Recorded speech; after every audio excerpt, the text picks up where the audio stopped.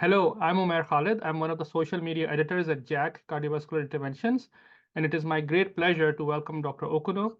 Dr. Okuno, thank you for joining us today. Thank you very much, Dr. Khalid.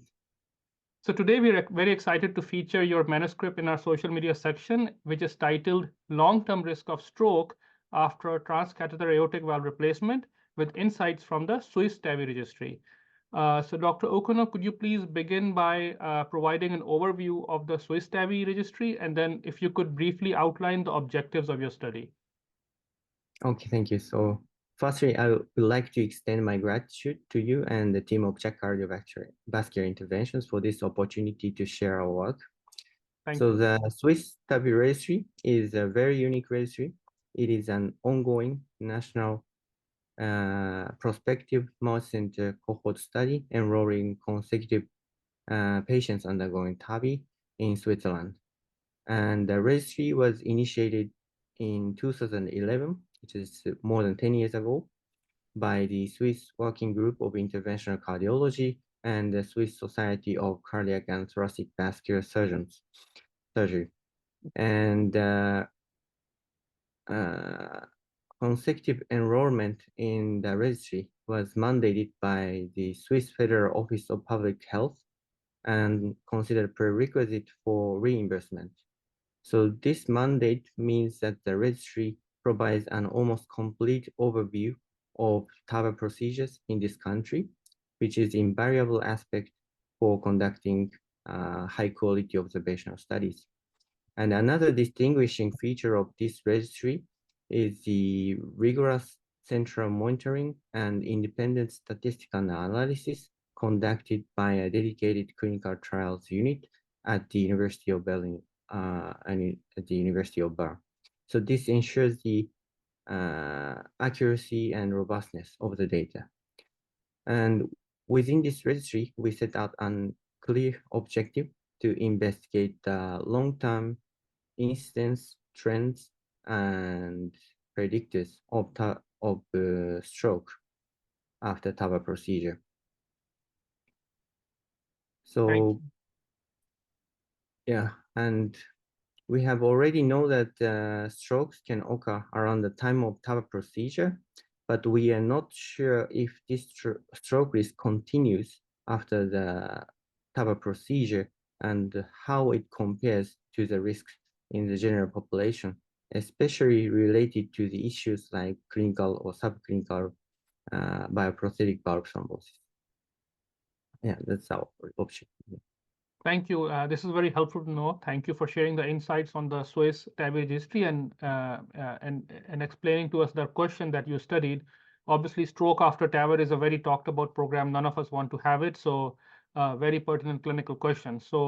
So moving on, if you could kindly elaborate on the findings from your analysis and especially in terms of the incidence of the stroke events and what were the independent predictors of the stroke in your analysis? Okay, thank you. So we found that the 30-day stroke rate was 3%, and the majority of the strokes occurred within the first 48 hours. This is very consistent with prior TAVR studies. And after excluding this period, the annual incidence of stroke was 1.4% during the first year and 1.2% in the second year. And then it declined to 0.7 to 0.9% in the third to fifth year. So when we compare these figures to the age and sex matched general population in Switzerland, the stroke risk is higher initially in TAVR patients, but it decreases over time to resemble the rates seen in the general population in Switzerland, especially after the first 2 years. And our study revealed that factors such as dyslipidemia, history of atrial fibrillation, and history of cerebrovascular events were linked to the increased risk of late stroke. Interestingly, these factors are also recognized as risk factors for spontaneous stroke in the general population.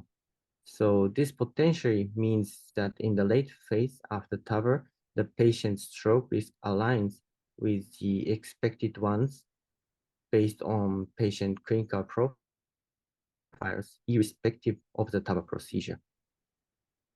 I see. Yeah. Thank you, Dr. O'Connor, for that answer. That really helps us out, helps us understand the results as well. And I think you mentioned the stroke incidence was similar to the other registries and other prior trials in the real world.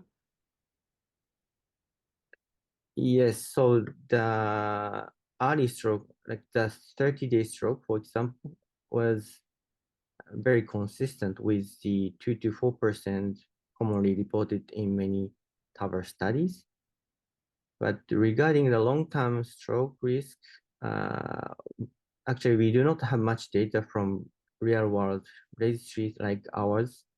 But if you look at the data from randomized controlled trials, the stroke rate at 5 years was reported to be around 9% to 15%, which is Right. marginally higher than our observed 5-year stroke risk rate of 8%.